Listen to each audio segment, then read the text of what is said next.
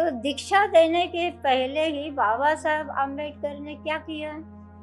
लोगों को अंधश्रद्धा से मुक्त करने के लिए शरीर के ऊपर जो गंडे, ताबीज, काले धागे वगैरह बांध के लोग रहते थे ना, वो सब निकाल के फेंकने के लिए कहा।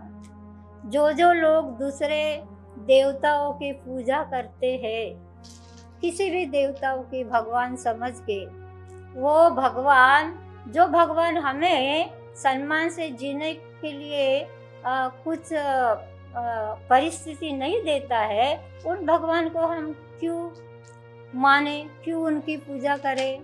जो पढ़े लिखे लोग हैं, जो डॉक्टर बाबा साहब अम्बेडकर ने 18 मार्च 1956 में आगरा के रामलीला मैदान में बोले थे कि मुझे मेरे समाज के मेरे पढ़े लिखे लोगों ने धोखा दिया, जिनको उन्होंने विदेश में 16 लोग को पढ़ने के लिए भेजे थे, वो कहीं जाके वहीं शिफ्ट हो गए, कोई नौकरी करने लगा। उस बात को डॉक्टर बाबा साहब अम्बेडकर को कहीं न कहीं दुख हुआ, इसलिए उन्होंने 18 मार्च को आगरा के रामलीला मैदान में बोले। अब हमें शिक्षा पढ़ ली, हमने शिक्षित हो गए। अगर शिक्षित हो गए बाद में अगर हम ईगोइस्ट हो गए और अपने समाज का निर्माण, समाज की तरफ से हमने ध्यान नहीं दिया, तो there is no use to अपने लेगा एजुकेटेड। सो हमें इसको अहंकार और प्रेम भाव, जाति व्यवस्था से अपने लिए, अपने मानव को अपने बना, मानवता के सिद्धांत को हमें अपने लागू करना। जो अम्बेडकरवादी विचार मराठी साहित्य में जिस तरह से है, चाहे बाबूराव बागुल हो, यशवंत पुनौर हो, और हमारे क्रांतिकारी कवि नामदेव डसाल, ये सब इन्होंने जो है ना मराठी में ये दूसरी दलित प्रांतर जब शुरू हो गया तो दूसरी पीढ़ी ये दलित अम्बेडकरवाद को लेकर के इन्होंने आर्गुमेंट लिटरेचर में शुरू किया।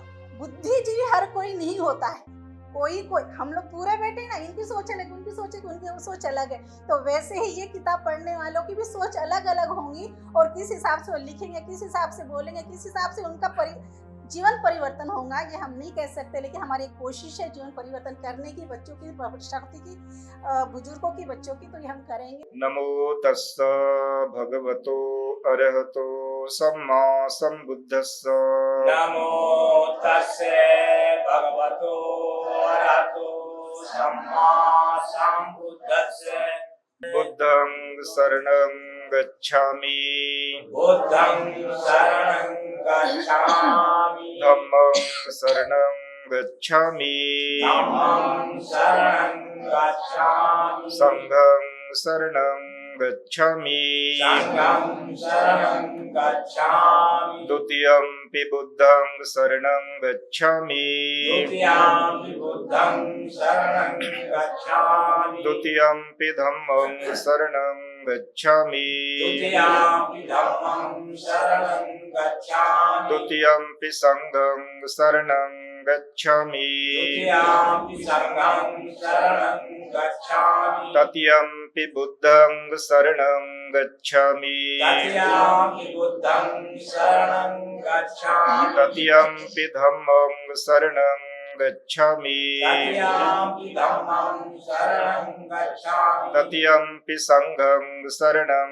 गच्छामि, तृतीयंपि संघं शरणं गच्छामि, पानातिपाता वेरमणि सिक्खापदं समादियामि, अदिन्नदाना वेरमणि सिक्खापदं समादियामि, कामे सुमिच्छाचारा वेरमणि सिक्खापदं समादियामि, मुसावादा वेरमणि सिक्खापदं समादियामि, सुरामेरय मज्जपमादठाना वेरमणि सिक्खापदं समादियामि। साधु साधु साधु साधु साधु। साधु। 1964 में तो फिर धीरे धीरे उनको समाधि प्राप्त हुई, तो उन्होंने फिर बाबा साहब की बात को आगे बढ़ा के भारत में अम्बेडकर को जो असंभव था किनके लिए, न करने वालों के लिए, कांशीराम जी ने संभव करके दिखाया। अभी कांशीराम जी के साथ साथ में मूवमेंट जी है, मूवमेंट को संभालने में नहीं रहने से मूवमेंट भी चली गई। अभी रहेगा मूवमेंट का है, अभी केवल भाषणबाज लोग हैं। दूसरी बात है कि मेरे ख्याल में ऐसा है कि जिनका जीवन बुद्ध का मार्ग पर होता है, उनकी बात, उन जो बात करते हैं उनके बातों में दम होता है, और जो बात केवल किताब में बंदिश होती है और करना है वो हमें बात चलती है, मतलब बात समाज में पहुंचती नहीं। तो हमें ऐसा समाज बनाना है कि जैसा माननीय कांची जी 1964 में बाबा साहब की किताब पढ़ी, ये एनिमेशन कास्ट, ये वाली किताब पढ़ी, तो ये किताब एक रात में 3 बार पढ़ी, तो उनके दिमाग में स्ट्राइक हो गया क्या कि भाई ये बात बन सकती है। तो फिर उन्होंने अपनी पूरी जिंदगी संकल्पित किया कि भाई हमें ये समाधिति प्राप्त होगी। उन्हें फिर संकल्प किया और भारत में सम्मा कर्मांत करके भारत में अम्बेडकर स्थापित किया। ये तो सबको मालूम है। अब तो अम्बेडकर बोले तो केवल मजाक बन रही है, केवल मजाक है। और हो सकता है ये ग्राउंड रियलिटी में है कि अम्बेडकर जो है वो हर लोग बोलते हैं कि हम लोग चलाते हैं, लेकिन चलाने वाले मेरे नजर में कोई नहीं। दूसरी बात यह है कि जब कांचीराम जी को समझ गया बाबा साहब की बात, कांचीराम समझ गया, तो हम लोग आने वाली जो जनरेशन है, पीढ़ी है, जो उम्र की 15 साल से 40 साल तक हम बाबा साहब की किताब ये पढ़ने के लिए देते हैं, और उसके ऊपर हम किताब के ऊपर प्राइस भी रखे कि किताब डिमांड लग रहे पड़े, तो पढ़ने से प्राइस भी रखा है। कैसा? 1 लाख, दूसरा बख्शिश है 50,000, तीसरा बख्शिश है 20,000, और जो पास होगा उसको हम लोग सर्टिफिकेट बांटेंगे। तो उससे एक होता है कि छात्र भी पढ़ेंगे। तो सीधे कुछ लोगों के ये आ गए सुझाव कि भाई छात्रों के पास में पैसा नहीं है तो क्या करें। अरे भाई पैसा नहीं है, उसका बाप हर दिन शराब पीता है, अनजनरल बातें करता है, और फिर बोलते कि पास में पैसा नहीं। और ये पुस्तक उसको फ्री में देगा ना हम लोग तो पढ़ेगा नहीं। क्यों नहीं पढ़ेगा? क्यों? फ्री में है। जब वो अपने जेब से पैसा खर्चेंगे का तो पैसा खर्च करेगा तब वो पढ़ेगा ही। तो इसीलिए हम लोगों ने पूरे भारत में 15 जिलों में एक प्रोग्राम चला है। उसका हमारे गुजरात के जो मुखिया है, राज्य प्रतिनिधि, हमने हर राज्य में एक प्रतिनिधि बनाया। उनको बोला कि आप अपने जिले में, अपने राज्य में जितना भी डिवीजन है वो डिवीजन बनाओ, डिवीजन के प्रतिनिधि बनाओ। डिवीजन को बोला कि आप लोग हर राज्य के प्रतिनिधि बनाओ। हर राज्य को बोला कि अपने तहसील प्रतिनिधि बनाओ। तहसील बना कि भाई हमारा ये काम है, हर बच्चों के हाथ में बाबा साहब की किताब जाना चाहिए। इसीलिए ये बाबा साहब की किताब जब पढ़ेगा तो आने वाले 10 साल के अंदर भारत में और से जैविक नाम पूछेगा, ऐसा मुझे लग रहा है।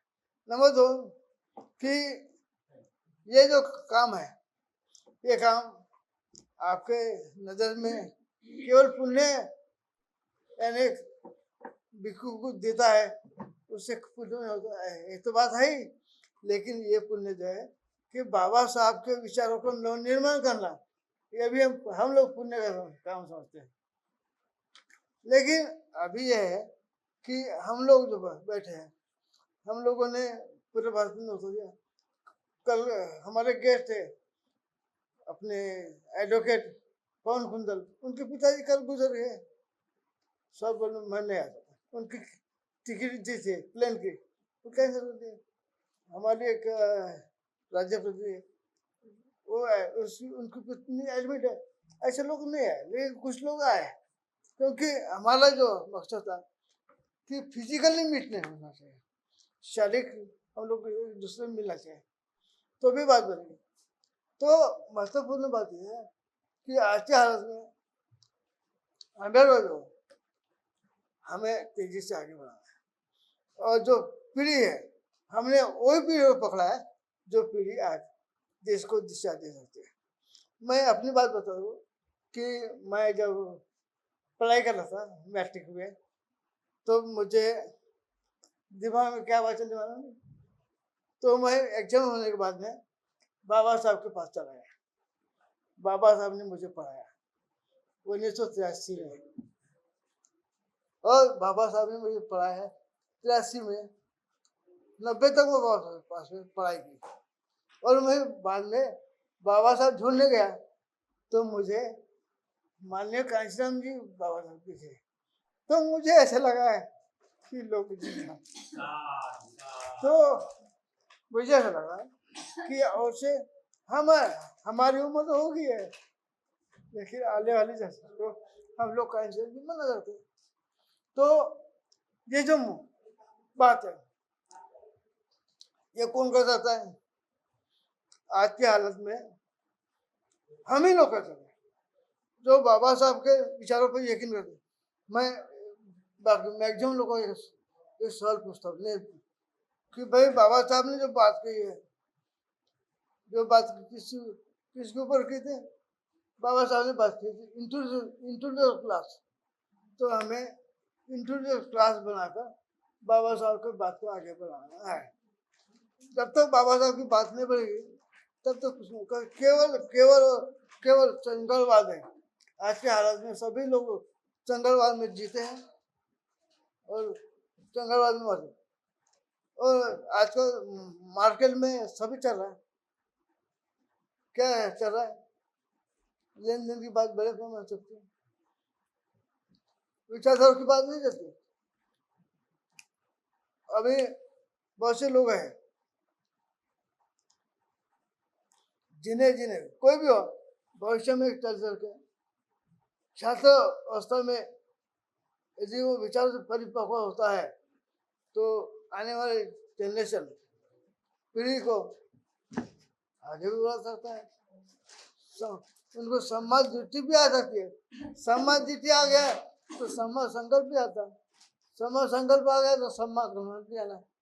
तो ये जो प्रकार है और आरसी ले भगवान बुद्ध के मार्ग के आरसी तो धीरे धीरे वो ग्रहण करता है, वो कभी समझ नहीं आती। तो मुझे ऐसा लग रहा है कि हम अपने अपने राज्य में बैठे, अपने अपने एरिया में बैठे, लेकिन आज हम लोग यहाँ बैठे। क्यों? ये विचार लोगों में पहुँचाना है, अक्सर छात्रों में पहुँचाना है। और मैंने सभी के लिए मैंने जिन्होंने अपना फॉर्म भेजा तो उसमें मैंने 2-3 फॉर्म भेजे। एक ऐसा भेजा सभी को, फिर मैंने एक काम किया, फिर नामांकन फॉर्म भेजा। ये नामांकन फॉर्म छात्रों का, जिसने नामांकन किया वो छात्र आपका हो गया, जिसने नामांकन नहीं किया वो कितना भी बात करे, उसका बाप बात करे, माँ बात करे, लेकिन बाबा साहब से बहुत दूर है। और ये कहे और एप्लीकेशन जो शिक्षण संस्था है, जो शिक्षण संस्था हाई स्कूल में बच्चे पर मैट्रिक में होता है या उसके आगे कॉलेज में होता है, उसके आगे पीजी में होता है, उसके आगे छोड़ भी सकता है शिक्षण पूरा होने के बाद में। तो उसके लिए एक फॉर्म आया जिसने शिक्षण कंप्लीट हुआ, खाली भी ले या उसकी उम्र 40 से नीचे है तो वो भी एक बाबा साहब की किताब से एग्जाम दे सकता है। और जो रनिंग में पढ़ाई कर रहे हैं तो उनके लिए आपको सभी को मैंने निवेदन भेजा है 2 पढ़ने का, और साथ साथ में नामांकन फॉर्म भेजा है।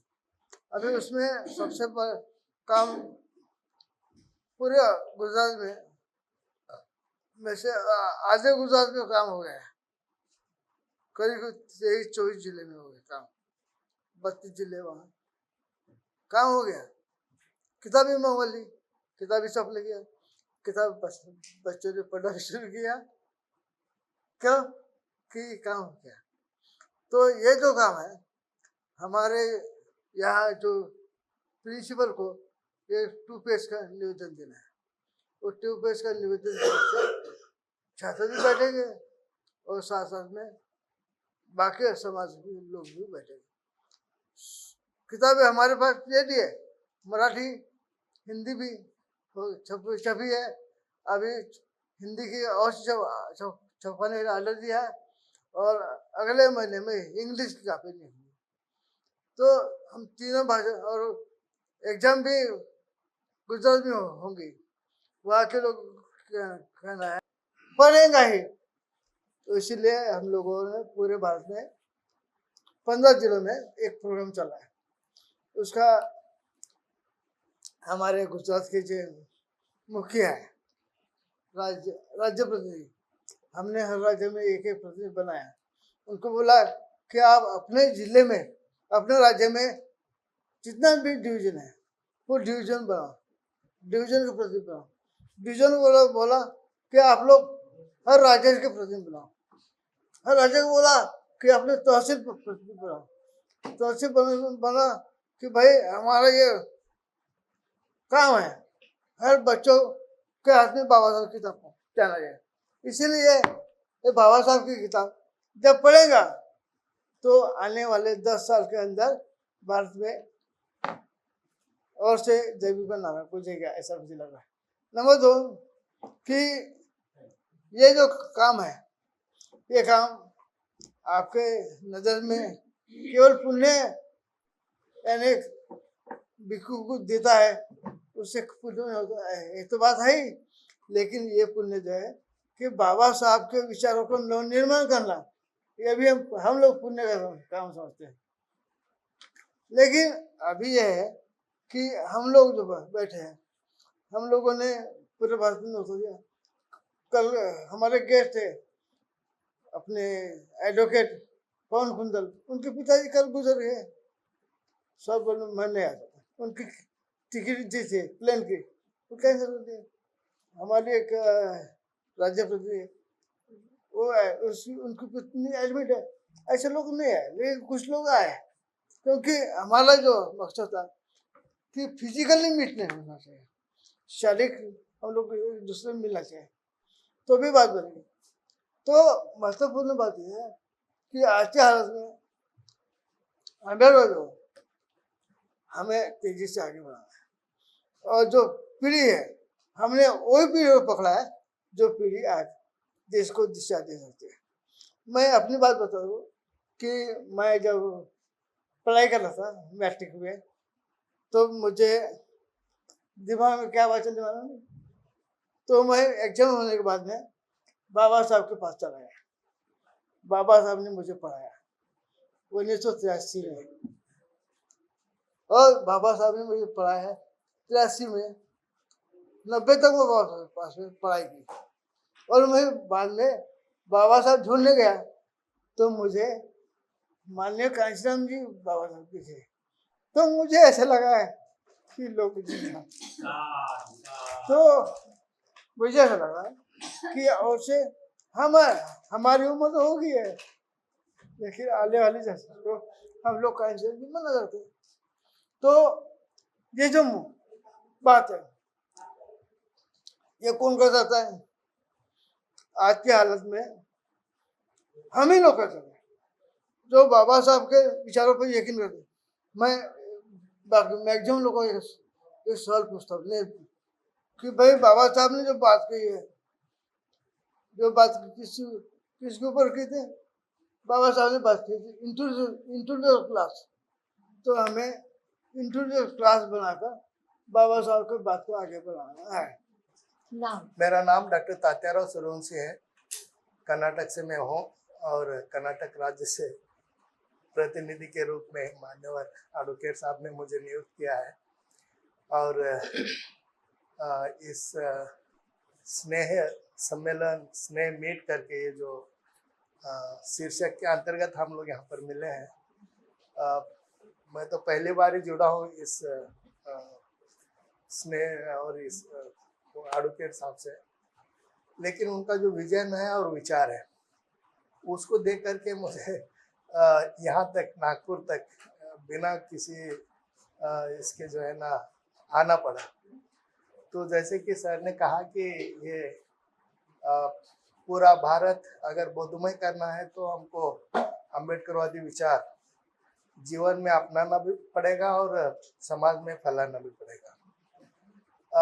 मुझे अम्बेडकरवाद का जो ये कॉन्सेप्ट है बहुत अच्छी तरह से मैं जानता हूँ, क्योंकि university of Hyderabad, central university, जहाँ पर रोहित वेमुला का केस हुआ, उसी से मैंने पीएचडी करके पोस्ट डॉक्टरल फेलोशिप मुझे यूजीसी से मिली थी। और मेरा शीर्षक था हिंदी और मराठी कविताओं में अम्बेडकरवादी विचार। तो उसको मैं जब शोध करने के लिए पूरे देश भर काफ़ी यूनिवर्सिटीज में गया, और जो अम्बेडकरवादी विचार मराठी साहित्य में जिस तरह से है, चाहे बाबूराव बागुल हो, यशवंत पुनौर हो, और हमारे क्रांतिकारी कवि नामदेव ढसाल, ये सब, इन्होंने जो है ना मराठी में ये दूसरी दलित पैंथर जब शुरू हो गया तो दूसरी पीढ़ी ये अम्बेडकरवाद को लेकर के इन्होंने आर्गुमेंट लिटरेचर में शुरू किया। फिर उसी तरह का आर्गुमेंट 2000 के बाद हिंदी में नामदेव ढसाल, ये हमारे जयप्रकाश करदाम, ओम प्रकाश वाल्मीकि, कई सारे हिंदी के जो है ना, चाहे जेएनयू हो या दिल्ली यूनिवर्सिटी हो, तो ये अम्बेडकरवादी विचार करके ये लोग जो है ना हम लोग बोल रहे थे। अलबत्ता मैं ये मानता हूँ कि जिस तरह से हरिजन शब्द था उसको सुप्रीम कोर्ट ने बैन किया है, और उसी तरह दलित साहित्य या दलित शब्द को भी सुप्रीम कोर्ट ने बैन किया है। लेकिन भारत में जो है ना अभी भी हमारे जो दलित समाज है, दलित एक्टिविस्ट है, वो दलित करके उसी बैनर के नीचे पूरे देश भर में काम करते हुए दिखाई देते हैं। तो इसलिए महाराष्ट्र में दलित शब्द के बजाय अम्बेडकरवादी सम्मेलन, फुले शाहू सम्मेलन, क्रांतिकारी सम्मेलन, इस तरह के शब्दों से या इस तरह के विचार के अंतर्गत वो लोग, चाहे SC/ST हो, OBC हो या जो भी सवर्ण अम्बेडकरवादी विचारधारा है, तो वो लोग जो है ना महाराष्ट्र में बहुत ही इफेक्टिव वे काम कर रहे हैं। तो ये पूरे महाराष्ट्र का ये है। तो हिंदी प्रदेश पूरे देश में हिंदी में भी ये विचारधारा शुरू हुई है। तो जैसे मैंने कहा, मैंने ऑब्जर्वेशन किया है, जयप्रकाश करदम और ओम प्रकाश वाल्मीकि, हालांकि वो दूसरे जाति से है, लेकिन अम्बेडकरवाद जो जीवन है, विचार है, उसको लेकर के वो काम कर रहे हैं।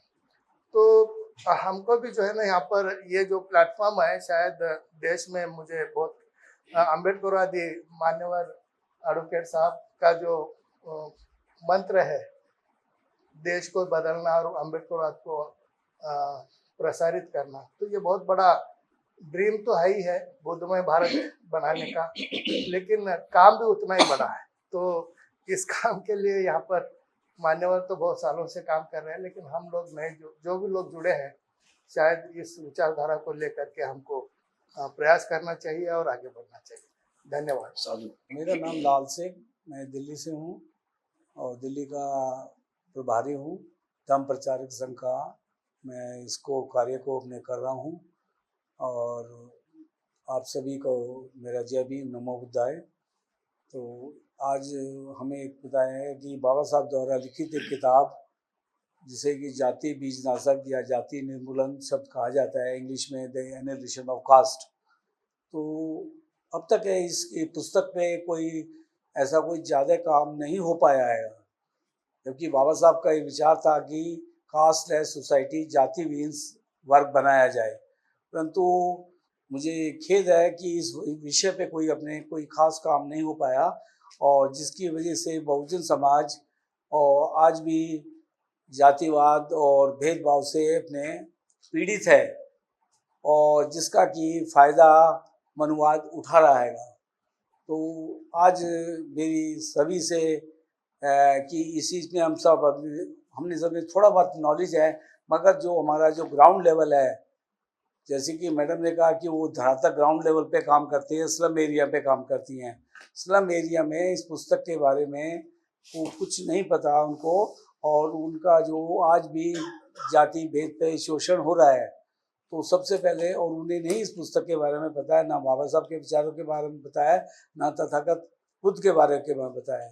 तो हमारा ये दायित्व बन जाता है कि हम स्लम एरिया में जाएं, और इस पुस्तक का, यद्यपि मैंने दिल्ली में शुरुआत कर दी है, ये स्लम एरिया से ही करी है, और ये भी मैंने देखा है कि कुछ पुस्तक है, कुछ लोगों को पता नहीं है तो उसकी कीमत भी नहीं जानते। तो मैंने कहा कि इस पुस्तक की कीमत अपने के लिए वो ऐसे है, आप दीजिए, अगर पैसे फ्री में लोगे तो आप पढ़ोगे नहीं, ये मैंने कहा। उन्होंने फिर भी कुछ लोगों ने अपनी असमर्था जताई, तो उसको कहने लगे ठीक है आप पढ़िए, इसकी पेमेंट मैं खुद करूँगा, ताकि कुछ ना कुछ तो आपको समझ आएगा। तो हमारा फोकस यही है कि कास्ट को हमें कास्टलेस सोसाइटी बनानी है, और तथागत बुद्ध के जो मार्ग हैं उनके जब तक के प्रज्ञावान और शीलवान समाज का निर्माण नहीं होगा, हम भले ही अपने राजनीतिक में आ जाएं या शिक्षित हो जाएं, अगर हमने वो अपने गुण नहीं लाए तो हम आगे समाज का निर्माण नहीं कर सकते।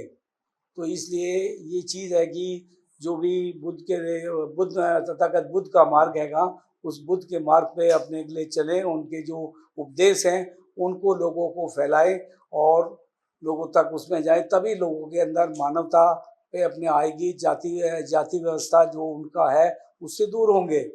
और ये उसमें जो अहंकार, जो सबसे बड़ा एक प्रॉब्लम है लिएगा, अहंकार आता है। अब हमें शिक्षा पढ़ ली, हमने शिक्षित हो गए, अगर शिक्षित हो गए बाद में अगर हम ईगोइस्ट हो गए और अपने समाज का निर्माण, समाज की तरफ से हमने ध्यान नहीं दिया, तो there is no use to अपने लेगा एजुकेटिव। सो हमें इसको अहंकार और प्रेम भाव, जाति व्यवस्था से अपने लिए, अपने मानव को अपने मानवता के सिद्धांत को हमें अपने लागू करना है। तो मेरी यही सबसे प्रार्थना है। ये मेरा छोटा सा धन्यवाद। आज हम लोग राष्ट्रीय स्नेह मिलन समारोह में उपस्थित हुए हैं, जिसमें जो धम्म प्रचारक संघ के तत्वाधान में आयोजित किया गया है, जिसके तहत हम जो डॉक्टर बाबा साहब, परम पूज्य बोधिसत्व डॉक्टर बाबा साहब भीमराव अम्बेडकर जी के लिखित एनिहिलेशन ऑफ कास्ट नामक किताब के तहत जो हम परीक्षाएं आयोजित करना चाहते हैं, उसके लिए हम यहाँ पर इस स्नेह मिलन समारोह में उससे संबंधित चर्चा परिचर्चा करेंगे, जिससे एक समाज का निर्माण, यदि किसी समाज में प्रज्ञावान या शीलवान या चरित्र का निर्माण करना है, तो डॉक्टर बाबा साहब अम्बेडकर ने उस एनिहिलेशन ऑफ कास्ट नामक किताब में 3 बात कही थी। तो पहला बात था प्रामाणिकता, वो एक प्रमाणित व्यक्ति चाहते थे।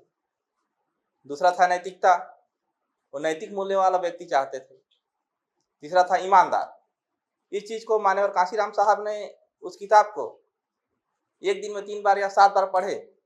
जब वो तीनों बात को जब समझ में आया, तो अपना घर परिवार नौकरी छोड़ करके निकल गए कि मुझे इन 3 लोगों को बनाना है, जो प्रमाणित व्यक्ति हो, जो समाज के लिए काम करे, जो नैतिक मूल्य वाला व्यक्ति हो और जो ईमानदार हो। तो उसके तहत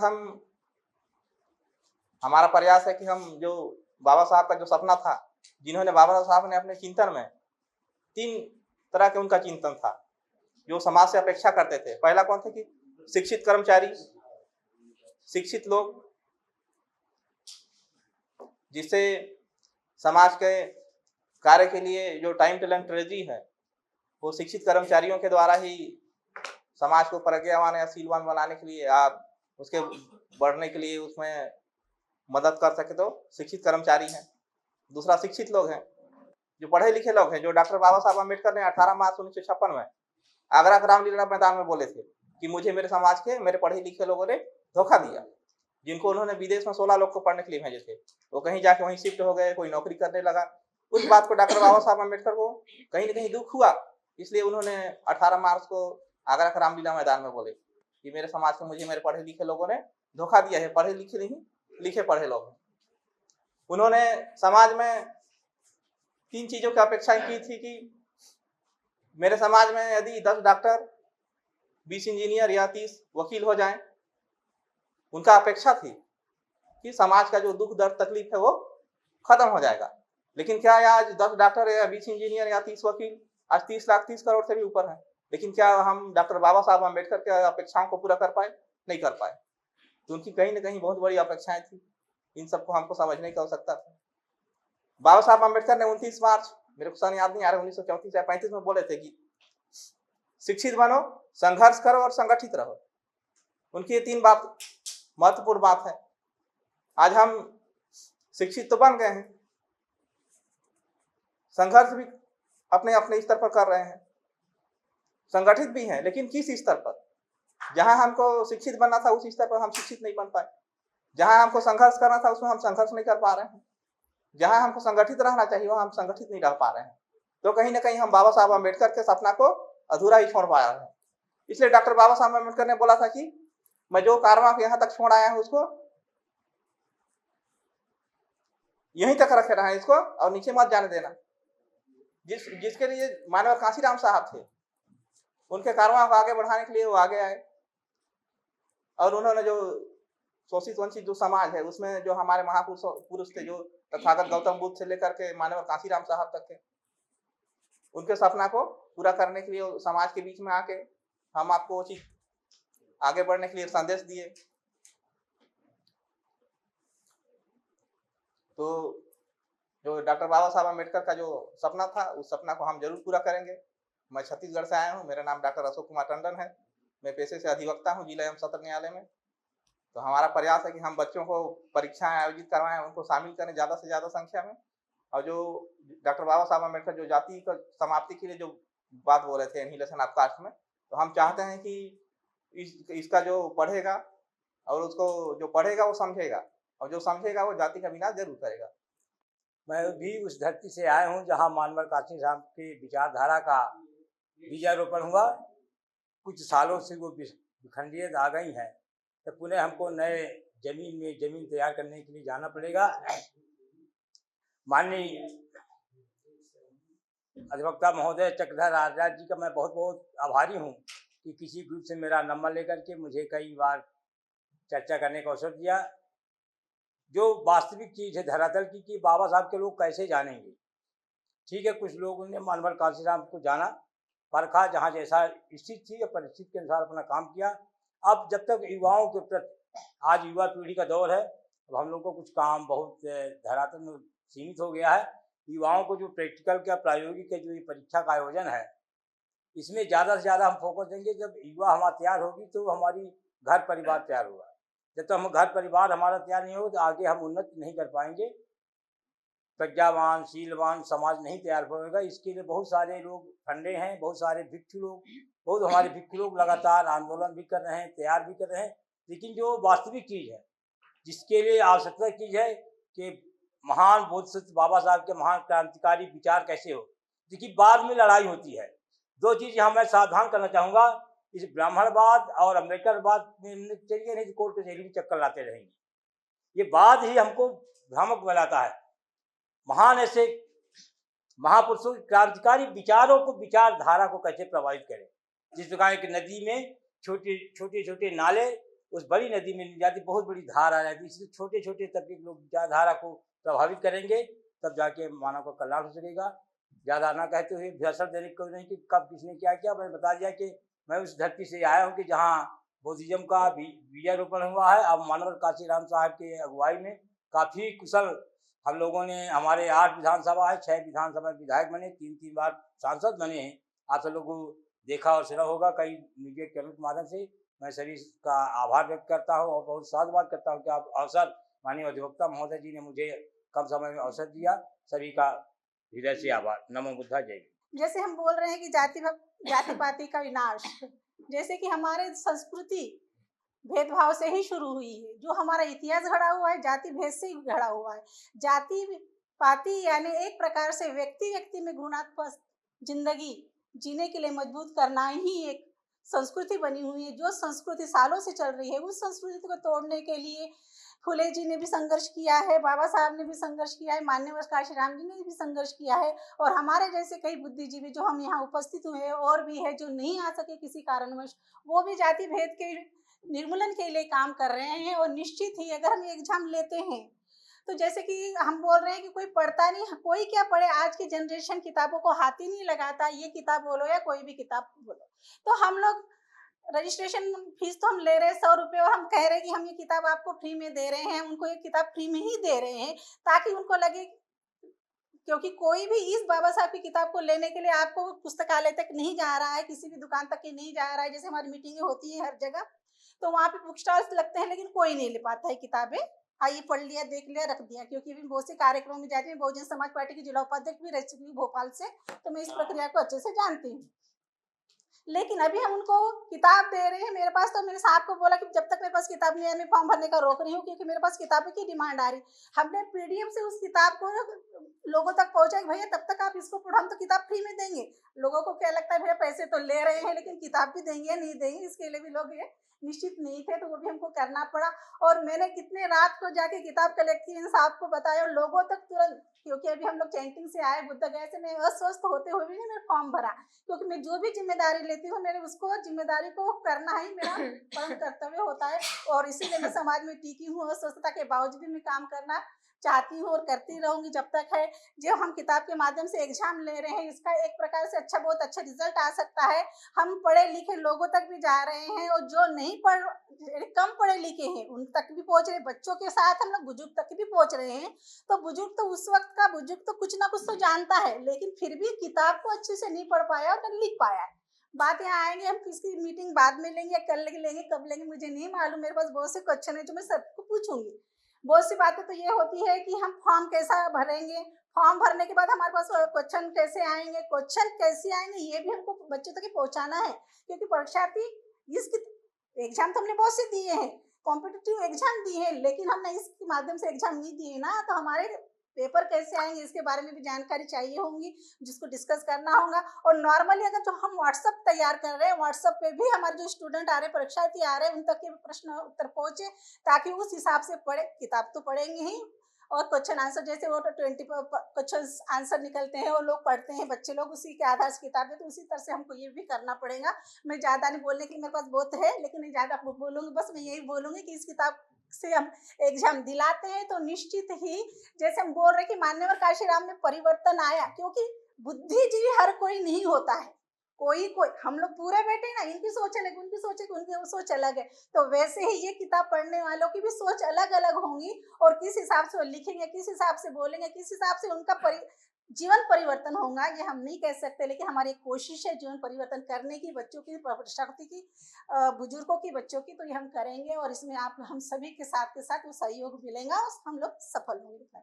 मेरा नाम दिनेश भाई सोलंकी, मैं सूरत दक्षिण गुजरात से हूँ।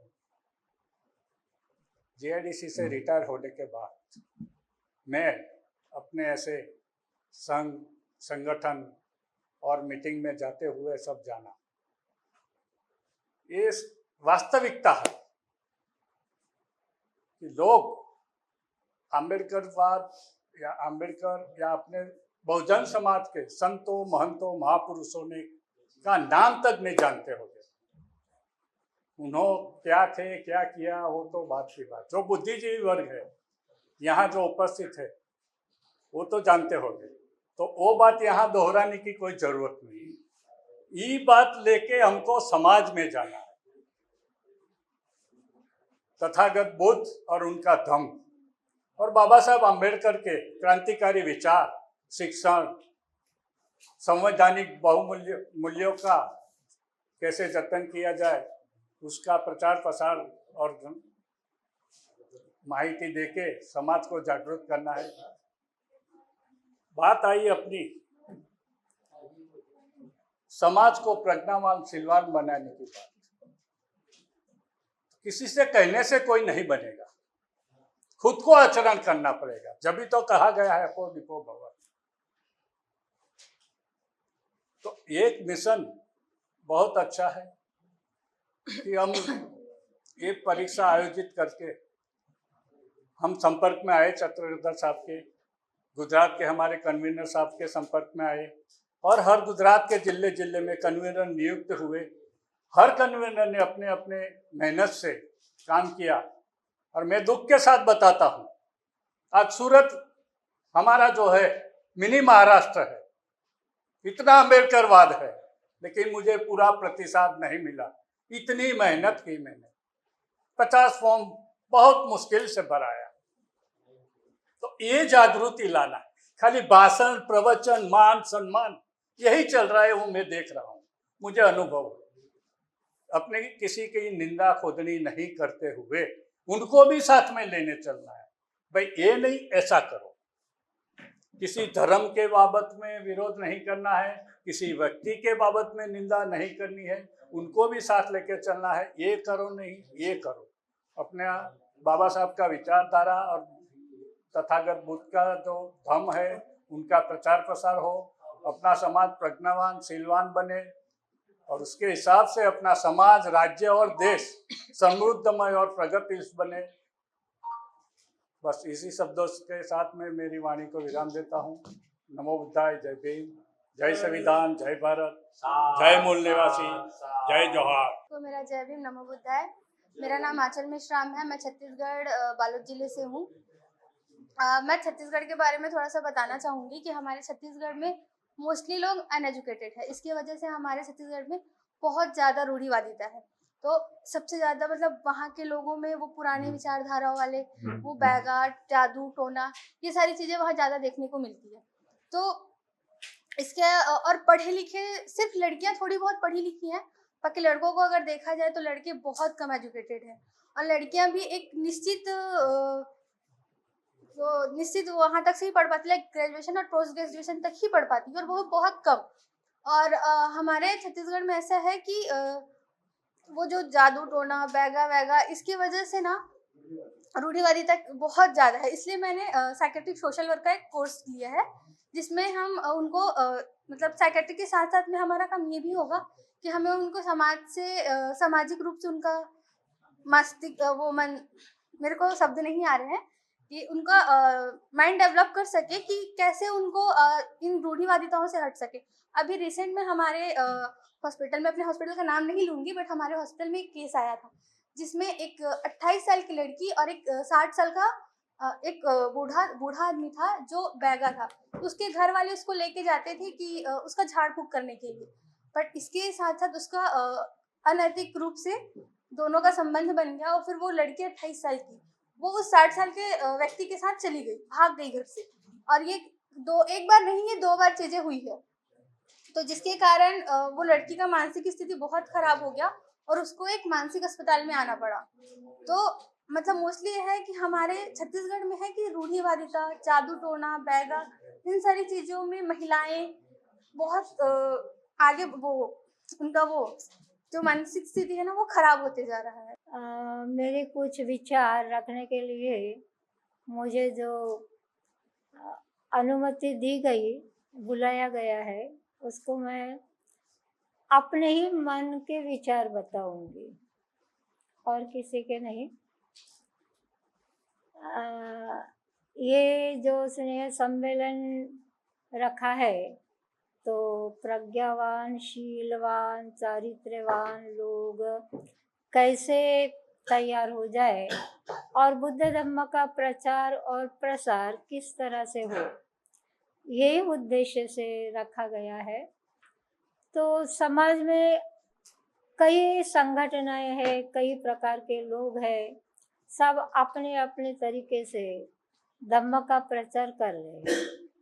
हमारे नागपुर में तो बहुत सारे लोग हैं, अलग अलग संगठनाएं हैं और अपने अपने हिसाब से धम्म का प्रचार कर रहे हैं। मेरे ख्याल से नागपुर को चक्र देव जी साहब, इनको लगता होगा कि यहाँ से ही बुद्ध धम्म की नींव रखी गई और यहाँ से डॉक्टर बाबा साहेब अम्बेडकर ने अपने विचार प्रस्तुत किए, प्रसारित किए, लोगों को दिखलाए। तो यहाँ पे क्यों ना हम इस प्रकार का सम्मेलन करें। मुझे पहले मिले थे तो मैंने कहा था आप कोशिश करके देखें और लोगों को बुलाए, और कितने लोग सहकार्य करते हैं ये भी जाते हैं। तो हम जब प्रसार और प्रचार करने की बात करते हैं, और अभी तो बहुत महत्वपूर्ण विषय को छेड़ा गया, जाति पात का बीज नाश। जाति पात का बीज नाश किताबें देने से ही होगा ऐसा नहीं है। हमारे समाज में कई प्रकार के ऐसे कांड होते रहते हैं, बहुत सारे कांड। कई साल पहले हमारे भंडारा में एक कांड हुआ था, बहुत मांगे परिवार का, बहुत मांगे परिवार का। तो इतना निर्गुण तरीके से हुआ था, तो चिमूर के जो क्या बोलते आमदार थे उनके पास तक बात गई, तो उन्होंने उसकी तरफ ध्यान ही नहीं दिया। पूरे परिवार को खत्म कर दिया गया हिंदू समाज के लोगों ने। तो ऐसी जब बात आती है तो फिर वो लोगों को लगता है हमारे समाज ने हमारे लिए दौड़ना चाहिए। लेकिन बात ऐसी है, जब हमारे समाज के लोग ही समाज के साथ जुड़ के रहना नहीं चाहते, अकेले अकेले अलग अलग रहना चाहते, तो उनके ऊपर तो अन्याय अत्याचार घटता ही जाता है। तो ऐसे समय में कोई दौड़ के नहीं आ सकता। तो जब समाज के साथ व्यक्ति जुड़ता है तब उनको पता चलता है कि हमारा समाज हमारे लिए कुछ न कुछ कर सकेगा। और बुद्ध धम्म का प्रचार और प्रसार होना भी बहुत आवश्यक बात है। डॉक्टर बाबा साहेब आम्बेडकर ने ये जो जाति का विनाश करने के लिए बुद्ध का धम्म दिया है, तो बहुत सोच समझ के दिया है, क्योंकि मनुष्य अंधश्रद्धा में जीता है। थोड़ा कुछ हुआ तो ये बाबा के पास में जाओ, बाबा के पास में जाओ, दरगाह में जाओ, ऐसा चाहते हैं। कोई छूछा करने वाला हो उसके पास जाना चाहिए। इस विचार का खंडन भगवान बुद्ध ने ही किया, कुछ नहीं है। मंत्र तंत्र जादू टोना ये कुछ नहीं है। बुद्ध और उनका धम्म, ये जो डॉक्टर बाबा साहब आम्बेडकर लिखित ग्रंथ है, इस ग्रंथ में इतने सारे कहानियाँ दे दे के इस बात को समझाया गया है कि हम मन की शंकाओं में जब जब जीते हैं तब तब दुख हमारे पीछे आता है। तो ये शंकाओं को निकाल के फेंकना चाहिए। और इसके लिए हमें 4 आर्य सत्य और आर्य अष्टांगिक मार्ग बताया बुद्ध ने। आम्बेडकरवाद दूसरा कुछ भी नहीं है। आम्बेडकरवाद ये जो बात आज चल रही है, ये आम्बेडकरवाद ही नहीं है, ये सही माने में बुद्धवाद है, बुद्ध के विचार है। ये बुद्ध के विचार जब तक हम फैलाने का कार्य नहीं करेंगे तो ये आज जो बात आगे चली है जातिवाद की, ये नहीं जाने वाली। हमारे नागपुर में, बॉम्बे में, मतलब कि महाराष्ट्र में बुद्ध और उनका धम्म इस ग्रंथ को सामने रखते हुए, इसकी पढ़ाई करते हुए ही लोग ये समझ सके कि हम कैसे शीलवान बने और अपने शील के आधार से, शील के प्रताप से हमारे सामने आने वाली समस्याएं हम ही कैसे हल करें। इतनी बड़ी ताकत बुद्ध के धम्म में है और बुद्ध ने जो शील बताए हैं उसी में है। तो जब तक हम व्यक्ति को शीलवान नहीं बनाएंगे, बुद्धिवान नहीं बनाएंगे, प्रज्ञावान नहीं बनाएंगे, तब तक आदमी के अंदर की जो हीन भाव है वो हीन भाव नहीं जाने वाला।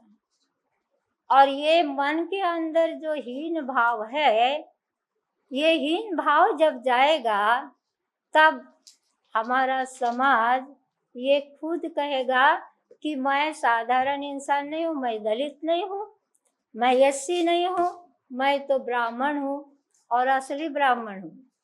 ये बात बाबा साहब ने हमारे दिमाग में बिठाई भाषण के दौरान। अरे तुम तो इंसान थे, जानवर कैसे बन गए? भेड़ बकरियों के जैसे जीना आप खत्म करो और शेर के जैसे जीना शुरू करो। तो शेर के जैसे जीने के लिए डॉक्टर बाबा साहब आम्बेडकर ने ये सब आज के जो बौद्ध है उनके मन में ऐसी हिम्मत बंधाई है। तो हम सिर्फ इस जाति पाति का बिजनेस यही किताब हम प्रसारित करेंगे, अच्छी बात है। काशीराम जी ने ये चीज पढ़ के उनके समझ में आया, लेकिन मैंने सुना था कि बाबा साहब आम्बेडकर का लिखित जो ग्रंथ था बुद्ध और उनका धम्म, ये भी उन्होंने कई बार पढ़ा माननीय काशीराम ने, और उनके दिमाग में परिवर्तन हो गया। दिमाग के परिवर्तन से होने के बाद ही माननीय काशीराम ने ये निर्णय किया कि मैं इस दलित समाज के लिए झटूंगा और इनको एक अच्छी जिंदगी देने का प्रयास करूंगा। मेरी बात झूठ है कि क्या गलत है ये मुझे नहीं मालूम, लेकिन जब मायावती काशीराम नागपुर में आया करते थे, उनके भी भाषण सुनने के लिए हम जाते थे, जब हम चिवरधारी नहीं थे उस समय में। और वो जब बोलते थे हम समझते थे कि ये तो बाबा साहेब आम्बेडकर ने बताई हुई बात ही कह रहे हैं, उनका कहना ही ये लोगों में प्रसारित कर रहे हैं। उस समय तक तो नागपुर में पूरा परिवर्तन हो गया था, लोग अच्छी जिंदगी जी रहे थे, सलमान की जिंदगी जी रहे थे, हम भी उनमें से एक है, सलमान से जी रहे थे। हमारे दिमाग में अंधश्रद्धा कुछ भी नहीं रही। और मैं अपनी बात कहूँ कि चीवर लेने के पहले बचपन से जो बुद्ध के प्रति आकर्षण था, हमारे घर में हमारे पिताजी डॉक्टर बाबा साहेब आम्बेडकर के भाषण सुनने के लिए जाया करते थे तो वो नौकरी पेशा, लेकिन उनके विचार हमारे पिताजी को बहुत भाते थे। तो वो उनके भाषण सुन के आने के बाद वो घर में हमारी माता को पास में बिठा के बताया करते थे सब बातें। और बाबा साहेब आम्बेडकर जो बातें कहते थे ना, तो उस समय तक पुराने लोग अपने घरों में कुल दैवत बोलते हैं ना, कुल दैवतों की पूजा करते थे, देहातों में वगैरह ऐसे टोकरी में ढाक के रखते थे। तो पिताजी ने वो सब बंद करवाया, क्योंकि देहात से नागपुर शहर में आए थे। बोले कुछ नहीं है, कोई देव बापा नहीं, कोई नहीं, कुछ भी नहीं। तो हमारे अंदर का देव, हमारे अंदर का भगवान, ये जागृत करना चाहिए। हमारे घर में कुछ पूजा वूजा नहीं होती थी, सिर्फ चर्चाएं चलती थी बाबा साहेब आम्बेडकर के विचारों की। तब उनकी क्रांति चालू थी, जगह जगह पर भाषण किया करते थे दीक्षा देने के पहले। तो दीक्षा देने के पहले ही बाबा साहब आम्बेडकर ने क्या किया, लोगों को अंधश्रद्धा से मुक्त करने के लिए शरीर के ऊपर जो गंडे, ताबीज, काले धागे वगैरह बांध के लोग रहते थे ना, वो सब निकाल के फेंकने के लिए कहा। जो लोग दूसरे देवताओं की पूजा करते हैं, किसी भी देवताओं की भगवान समझ के, वो भगवान हमें सम्मान से जीने के लिए कुछ परिस्थिति नहीं देता है, उन भगवान को हम क्यों माने, क्यों उनकी पूजा करें? तो उनकी पूजा करना बंद कर देने के लिए आह्वान किया था बाबा साहब आम्बेडकर ने। तो लोगों ने सब देवताओं की फोटो फेंक दी, सब देवताओं की फोटो फेंक दी, और सिर्फ फिर उन्होंने गर्जना की कि मैं अभी तक हिंदू धर्म में जी रहा था, हिंदू धर्म में मेरा जन्म हुआ, लेकिन मैं हिंदू कहकर मरूंगा नहीं, मैं दूसरा धर्म लूंगा। निश्चय किया उन्होंने। तब तक तो उन्होंने पढ़ लिया था, सभी धर्म के ग्रंथों को पढ़ लिया था, और बुद्ध के ग्रंथों को भी पढ़ लिया था। श्रीलंका में जाके और किसी देश में जाके पढ़ लिया था। तो उनकी समझ में आया, इस दलित समाज को ऊपर उठने के लिए और कोई मार्ग नहीं। जब तक हम धर्म को चेंज नहीं करते, तब तक हम सम्मान का जीवन नहीं जी सकते। बताया नहीं, दीक्षा देने के समय तक बाबा साहब ने बताया नहीं कि मैं कौन सा धर्म लेने वाला हूँ। बहुत सभी धर्म के लोग आके विनती किया करते थे बाबा साहब को, बाबा साहब आप क्रिश्चियन धर्म स्वीकार करो, बाबा साहब आप मुस्लिम धर्म स्वीकार करो, बाबा साहब आप जैन धर्म स्वीकार करो। बाबा साहब ने तो उनकी सब धर्म की किताबें पढ़ लिए थे, उनको ही प्रति प्रश्न किया करते थे। तो जब प्रति प्रश्न किया करते थे तो वो लोग चुप। फिर भी उन्होंने नहीं बताया कि मैं कौन सा धर्म लूंगा। लेकिन जो भाषण में बताते थे बुद्ध के बारे में, इससे लोगों को अनुमान हो गया था कि बुद्ध का धर्म ही दे सकते हैं बाबा साहब जी। और 14 अक्टूबर को उन्होंने बड़ा कार्यक्रम आयोजन करने के लिए कहा अपने कार्यकर्ताओं को, और नागपुर की दीक्षा भूमि में दे दिया बुद्ध धर्म की दीक्षा। तो बुद्ध धर्म की दीक्षा देने के पहले ही उन्होंने बुद्ध और उनका धम्म ये ग्रंथ लिखने की जो शुरुआत की थी, तो आखिर में समाप्त हो गई।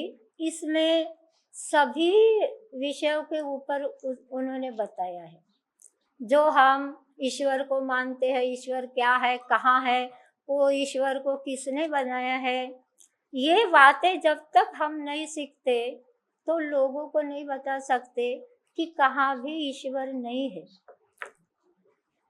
तो ये हम प्रचार करते समय हमारे पास में आए हुए लोगों को हम कहना चाहिए कि जो ईश्वर दिखता ही नहीं, जो ईश्वर का कोई आकार नहीं, जो ईश्वर का कोई रंग नहीं, कोई रूप नहीं, वो अंगूठे इतना है कि मुट्ठी इतना है कि हाथी इतना है कि और कितना है, तो इसका प्रमाण कोई भी श्रेष्ठ ब्राह्मण या ब्रह्मा भी नहीं दे सकता।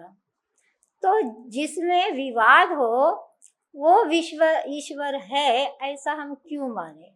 तो ये ईश्वर छोड़ दो, ये विश्व चलता है निसर्ग के नियमों के अनुसार, वही तो धर्म है। और बुद्ध वही बताते हैं, जो निसर्ग का नियम है वही धर्म है। ऐसा करोगे तो ऐसा होने वाला है, ऐसा नहीं करोगे तो ऐसा नहीं होने वाला है। ये कार्य कारण भाव का सिद्धांत भगवान सिद्धार्थ गौतम बुद्ध ने बताया। और यही बात को स्वीकार करते हैं बाबा साहेब आम्बेडकर जी। सिद्धम साधम, साइंस में है ना वो नियम, हाइड्रोजन, ऑक्सीजन, पानी कैसे बनता है, इसका एक नियम है। वैसे ही इस निसर्ग का नियम है कि जैसा जैसा आप करोगे, विचार को किस तरह से ढालते हो, गलत दिशा की तरफ जाना चाहते हो कि सही दिशा में जाना चाहते हो, अपने मन में विचार कुशल लाके कर्म करना चाहते हो कि या अकुशल विचार लाके कर्म करना चाहते हो।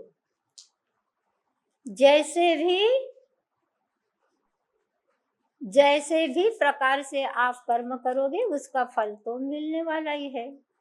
तो इसलिए अच्छा कर्म करने की सोचो, अच्छा मन को बनाओ और अच्छी दिशा में जाओ।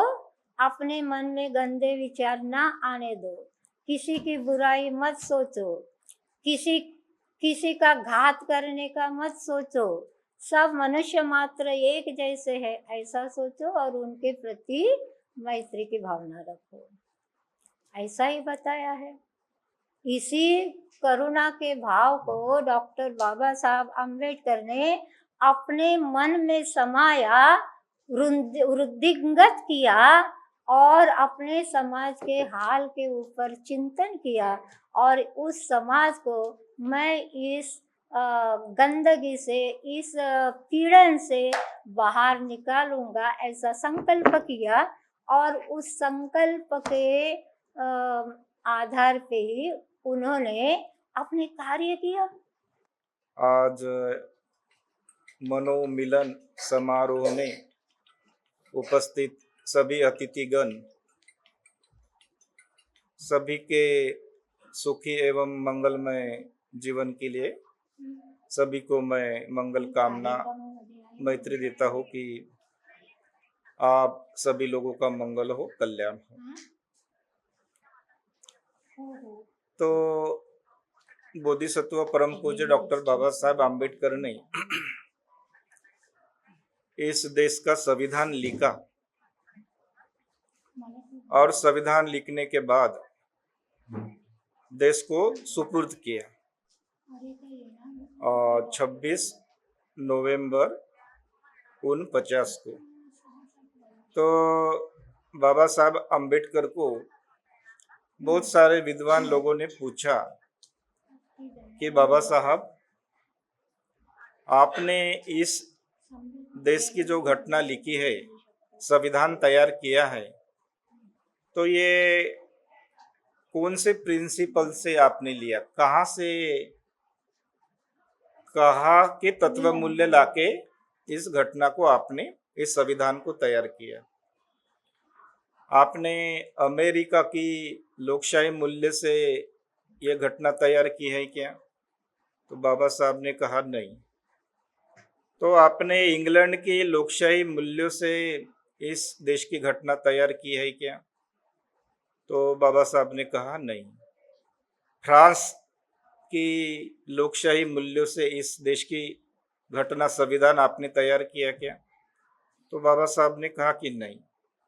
तो फिर कहाँ से, कौन से तत्वज्ञान से, कौन से प्रिंसिपल से इस देश की घटना को आपने तैयार किया? तो बाबा साहब ने कहा कि इस देश में एक महान एक युग पुरुष हुए हैं, उनका नाम है तथागत भगवान सम्यक संबुद्ध। उनके नीति मूल्यों से, उनके विचारों से, उनके तत्व ज्ञानों से मैंने इस देश की घटना, इस देश का संविधान तैयार किया है। और सभी इस देश का राष्ट्रध्वज बोलो या सभी सरकारी चिन्ह बोलो, ये सभी यानी डॉक्टर बाबा साहेब आम्बेडकर ने हमारे देश को बुद्धमय ऑलरेडी किया ही हुआ है ना, संविधान के माध्यम से। फिर इस देश में हिंदू धर्म के लोग हैं वो अपने धर्म का पालन करते, क्रिश्चियन लोग हैं, मुस्लिम लोग हैं, जैन लोग हैं, सिख लोग हैं, अलग अलग धर्म के लोग हैं, अलग अलग संप्रदायों के लोग हैं, अलग अलग बोली भाषा बोलने वाले लोग हैं। वो उन्होंने अपने अपने धर्म का पालन वो करे। संविधान ने इसके लिए यह इजाजत दी हुई है। लेकिन इस देश में जीने वाला हर आदमी बुद्धिस्ट है, क्योंकि देश का संविधान ही बुद्ध के विचारों से तैयार हुआ है। फिर इस देश में रहने वाला हर आदमी वो प्रत्यक्ष मानो या न मानो या अप्रत्यक्ष मानो, लेकिन वो बुद्ध के तत्व ज्ञानों से इस देश का संविधान बना है, तो वो इस देश का हर आदमी बुद्धिस्ट ही है ना। लेकिन ऐसा हो गया कि बोधिसत्व परम पूज्य डॉक्टर बाबा साहेब आम्बेडकर ने हम लोगों को 14 अक्टूबर 1956 को नागपुर के दीक्षा भूमि में बुद्ध धर्म की दीक्षा दी, जिसको बुद्धिज्म कहा जाता है। और बुद्ध धर्म की दीक्षा देने के बाद उन्होंने संकल्प किया कि मैं सारे भारत को, संपूर्ण भारत को बुद्धमय करूंगा। उसके बाद 6 दिसंबर 1956 को बाबा साहेब आम्बेडकर जी का महाप्रयाण हो गया। और बाबा साहब जी के चले जाने के बाद वो धम्म का जो कारवा है वो कम होते गया, क्योंकि बुद्धिज्म को आगे ले जाने के लिए हमें ऐसे लोगों की बुद्धिज्म एक ऐसा धर्म है कि वो बुद्धि का धर्म है, ज्ञानी लोगों का धर्म है ना, एजुकेटेड क्वालिफाइड लोगों का धर्म है और विद्वान लोगों का धर्म है। तो बाबा साहब आम्बेडकर बहुत हाई क्वालिटी का एजुकेशन लिया था, प्रज्ञावान भी थे, शीलवान भी थे, त्यागी भी थे, समर्पित थे। तो बाबा साहब आम्बेडकर जी के चले जाने के बाद धम्म का कारवा जो रफ्तार पकड़नी थी, वो जिस गति से जाना चाहिए था उस गति से नहीं गया। फिर भी धम्म का कारवा चल रहा है और धम्म आगे बढ़ता ही जाएगा।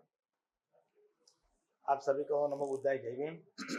वंदामी बंते जी, आप सभी उपासक उपासिकाओं को नमो बुद्धाय जय भीम।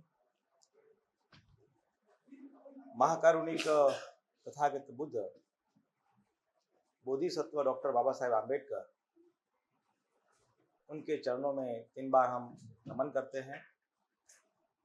नमो तस्स भगवतो अरहतो सम्मा संबुद्धस्स, नमो तस्स भगवतो अरहतो सम्मा संबुद्धस्स, नमो तस्स भगवतो अरहतो सम्मा संबुद्धस्स। हम ऐसे परम महाज्ञानी प्रज्ञावान तथागत बुद्ध को नमन करते हैं, 3 बार नमन करते हैं। पुनः मेरा नाम है डॉक्टर हरपाल बौद्ध, इतिहास विभाग, गुजरात यूनिवर्सिटी, अहमदाबाद।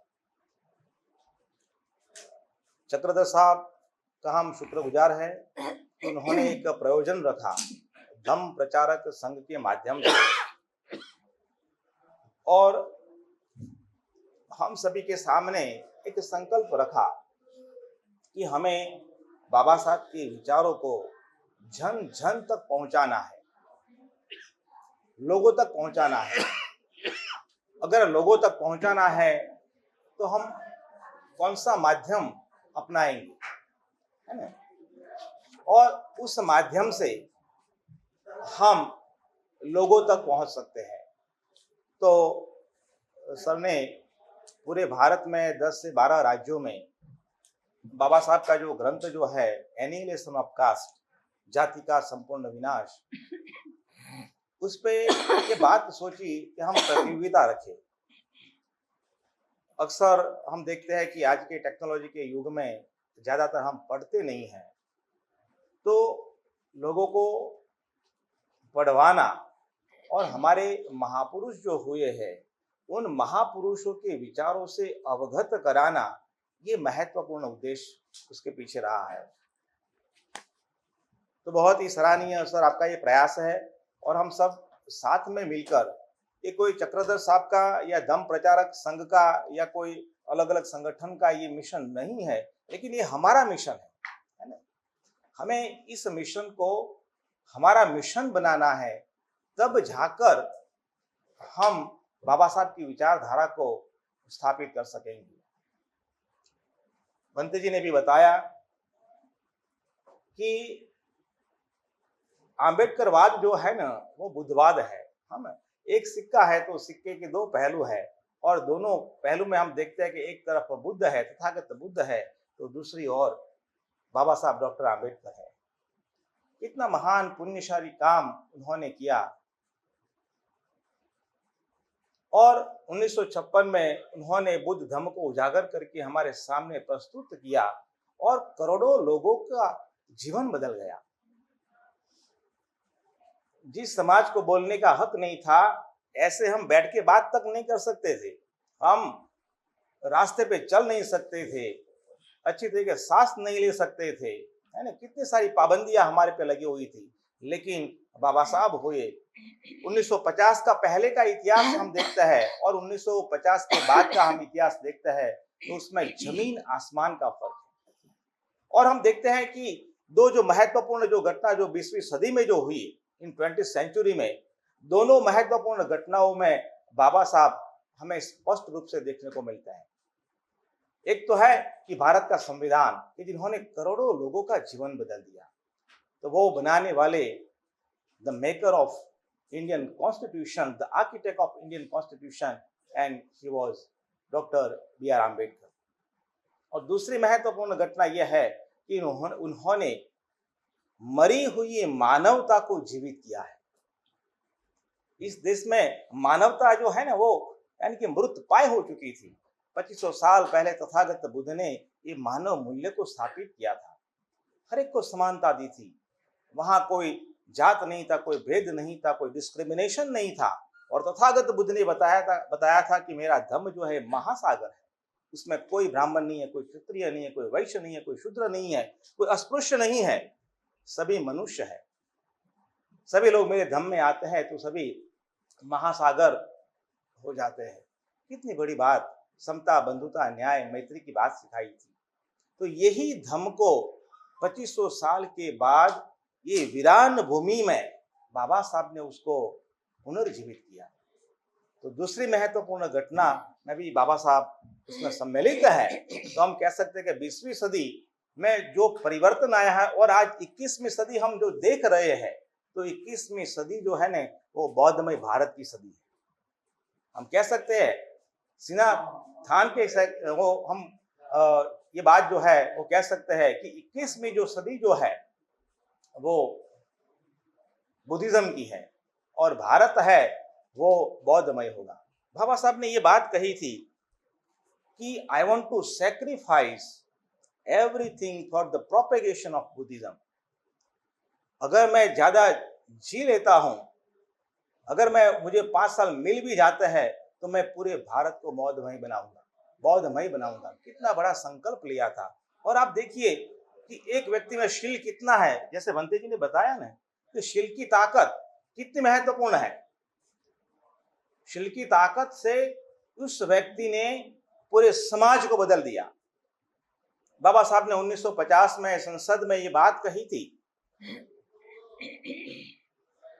कि अगर समाज को जीवित रखना है, अगर हमें मानवता को जीवित रखनी है, तो हमें ज्ञान प्रज्ञा के साथ शील चाहिए, है ना। विजडम के साथ अगर शील का सम्मिश्रण होता है, तभी तो हम श्रेष्ठ मनुष्य बन सकते हैं, आदर्श मनुष्य बन सकते हैं, सर्वश्रेष्ठ मनुष्य बन सकते हैं। अगर ज्ञान है लेकिन शील नहीं है, तो ज्ञान के बिना शील अधूरा है, और शील के बिना आपका जीवन व्यर्थ है।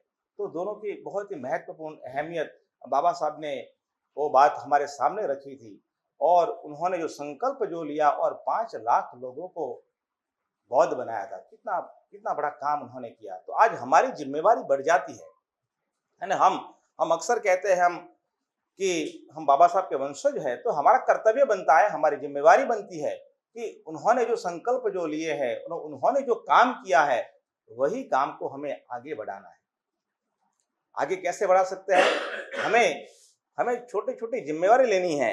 जैसे कि ये सर ने जो बात बताई कि नहीं चलो हम ये काम करना है, तो हमने ऐसा कुछ भी नहीं सोचा कि चलो सर को हम कभी हमारा मिलना भी नहीं हुआ है आर्य साहब को, लेकिन सर ने ये प्रस्ताव रखा कि नहीं हमें बाबा साहब की विचारधारा को जन जन तक पहुंचाना है, युवाओं तक पहुंचाना है, और ये बीड़ा गुजरात और पूरे भारत ने उठा लिया। आज हम कह सकते हैं, हमारे मित्र भी आए हैं, वडील मित्र भी आए हैं, सूरत से सोलंकी साहब आए हैं। हमने 1 महीना सर मेहनत की है, हम लोगों ने गुजरात में 1 महीना ही मेहनत की है, और करीब 1750 छात्रों ने ये फॉर्म फिलअप किए सर। विदिन दी 1 मंथ 1750 लोगों ने फॉर्म फिलअप किए हैं, और उसमें आप देखिए तो करीब 50 से ऐसे भी लोग जो है कि जिनकी उम्र 70 साल के ऊपर की है, उन्होंने भी फॉर्म फिलअप किए हैं। और जो छात्र जो है करीब 1700 छात्र, और गुजरात के करीब 22 से 24 जिलों में ये बाबा साहब का ग्रंथ जो है ना वो पहुंच गया है। एक दूसरी बहुत ही महत्वपूर्ण बात मैं आपके सामने रखना चाहता हूं कि अमरेली जिला जो है, गुजरात का अमरेली जिला, और वहां पे हमारे एक मित्र जो है वो समाचार पत्र चलाते हैं, जयंती भाई, तो उन्होंने बात बताई कि हमारे वहां पे एक छात्रालय है, और वहां की लड़कियां जो है ना वो एग्जाम देना चाहती है, लेकिन वो इतने गरीब परिवार से आती है कि वो 100 रुपया यानी कि देने के लिए इतना उनके पास पैसे नहीं है। ये बात जो है वो जयंती भाई ने हमें बताई, तो पहले हमने सोचा कि चलो उनका जितना भी पैसा होता है ना हम दे देंगे, ठीक है ना। तो मैं और मेरे एक दूसरे मित्र है जतिन मर्चेंट करके है गुजरात के, तो दोनों ने हमने सोचा कि दोनों का जो पैसा जो है ना हम दे देंगे, लेकिन वो छात्राओं को एग्जाम देने के लिए हम फॉर्म फिलअप होगा। ये बात जो है ना हमने चक्रवर्ती साहब को बताई कि सर ऐसा मामला है, और हम उन बच्चियों का जो है छात्राएं, उनका पैसा हम देंगे। सर ने इमीडिएटली वो मैसेज हमको किया कि उन सभी छात्राओं के पैसे धम्म प्रचारक संघ देगा, और करीब 32 जो लड़कियां जो थी, 32 लड़कियां की जो फीस वगैरह जो थी वो धम्म प्रचारक संघ ने जिम्मेवारी ली, और अभी वो छात्राओं के पास ये ग्रंथ पहुंच गया है ना। तो ऐसी छोटी छोटी जो बातें जो होती है कि हमें टची हो जाती है। अगर आप सही उद्देश्य को लेकर, आप नेक इरादे को लेकर जब आप चलते हो ना, तो कारवा बनता जाता है, और धीरे धीरे लोग आपके साथ जुड़ते जाते हैं। तो यही काम हमें करना है ना। यहाँ पे हम अक्सर ये बात जो करते हैं कि हमें शीलवान और प्रज्ञावान समाज का निर्माण करना है, लेकिन कैसे करेंगे? शीलवान और प्रज्ञावान समाज बनाने के लिए हमें स्वयं ही शीलवान और प्रज्ञावान बनना होगा। मैं उपासक सरजीत प्रसाद साकेत, रीवा, मध्य प्रदेश, तो पूज्य भिक्षु संघ को वंदनाम करता हूँ, और श्रद्धावान उपासक उपासिकाएं सभी को सादर नमो बुद्धाय। आज इस प्रथम दिन की कार्यशाला में हम सब लोगों ने राष्ट्रीय स्नेह मिला सरों के धम्म प्रचार संघ के बारे में जाना, समझा, सूझबूझ किया, और बहुत विश्लेषण किया, और सब ने काफ़ी विचार देते आए कि प्रायोगिक ये परीक्षा कैसी होगी। परीक्षा मनोयोग से, जैसा सभी लोगों ने बताया, हम लोग प्रिंसिपलों से, प्रधानाध्यापकों से मिल करके इसको फॉलो ऑन करेंगे, और जो भी अपनी विद्यालय है वहाँ भी सतत प्रयास करेंगे, जो सामाजिक कार्यकर्ता उनको भी प्रयास करेंगे। आप सभी लोग बहुत मूल समय दिया, सभी का मैं हृदय से आभार व्यक्त करता हूँ। साध साध साध, नमो बुद्धाय। जय भीम, जय भारत।